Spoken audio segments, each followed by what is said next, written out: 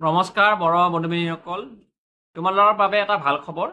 যোনসকল ছাত্ৰে অপেক্ষা কৰিছিলে ৰিজাল্ট কেতিয়া দিব সেই সন্দৰ্ভত এটা সৰুকে ভিডিঅ' লৈছো।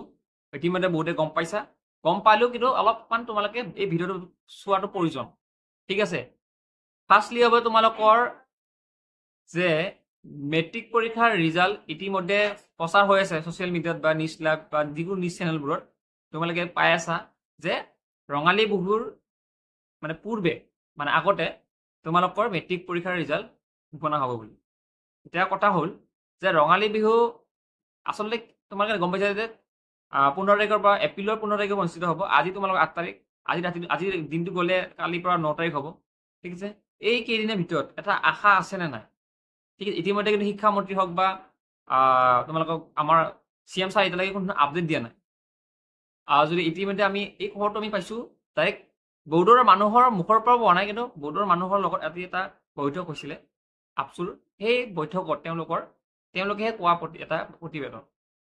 চ' যেতিয়ালৈকে আমি এটা স্পষ্ট মন্তব্য নাপাওঁ অফিচিয়েলৰ তৰফৰ পৰা বা শিক্ষা বিভাগৰ পৰা, তেতিয়ালৈকে আমি ক'ব নোৱাৰোঁ যে আচলতে যে ৰঙালী বিহুৰ আগতে ৰিজাল্ট ডিক্লেয়াৰ হ'ব। তথাপিও এটা আশা কৰিব পৰা এটা ভাল খবৰ, যিহেতু কিছু এটা তোমালোকৰ মনৰ শান্তিৰ কাৰণে এটা কথা কৈছে যে ৰঙালী বিহুৰ আগতে বা বহাগ বিহুৰ আগতে তোমালোকৰ মেট্ৰিক পৰীক্ষাৰ ৰিজাল্ট ডিক্লেয়াৰ হ'ব।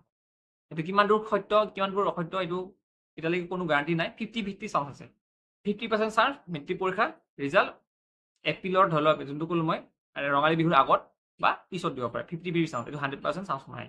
এতিয়া ছেকেণ্ড হৈছে যে এটা চান্স আছে যে তোমালোকৰ 100% চান্স, সেইটো হৈছে হায়াৰ ছেকেণ্ডেৰী পৰীক্ষাৰ ৰিজাল্ট 100% চান্স আছে যে এপ্ৰিলৰ শেষত নহ'লে মে'ৰ ফাৰ্ষ্ট উইকত ৰিজাল্ট ডিক্লেয়াৰ হ'ব পাৰে।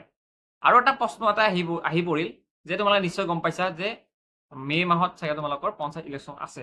সেইটো এটা ডাঙৰ কথা। চ' সেইটোৰ কাৰণে তোমালোকে জনা দৰকাৰ যে এতিয়া আমি এটা কথা ক'ব যে মে'ত কিন্তু হায়াৰ ছেকেণ্ডেৰী ৰিজাল্ট ডিক্লেয়াৰ হ'ব, সেইটো চবে জানে। সেইটো ময়ো কৈছোঁ এটা প্ৰেডিকশ্যন নহয়, 100% প্ৰেডিকশ্যন আমাৰ লাগিবই।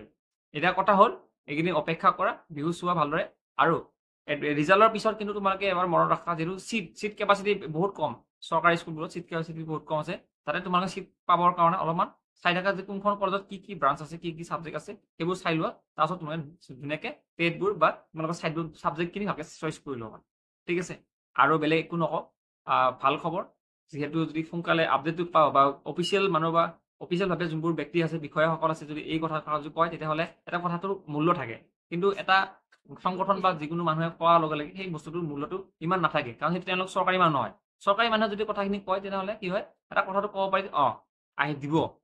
ঠিক আছে, এতিয়া তেওঁলোকৰ মুখৰ পৰা শুনিছোঁ আমি, এই বস্তুটো আমি ক'ব নোৱাৰোঁ কিমান সত্য কিমান অসত্য। কিন্তু এটা কথা, ৰিজাল্ট আমাক সকলোকে আমি বহুদিন পৰা ৰখি আছোঁ, ৱেইট কৰি আছোঁ, ৰিজাল্ট লাগে।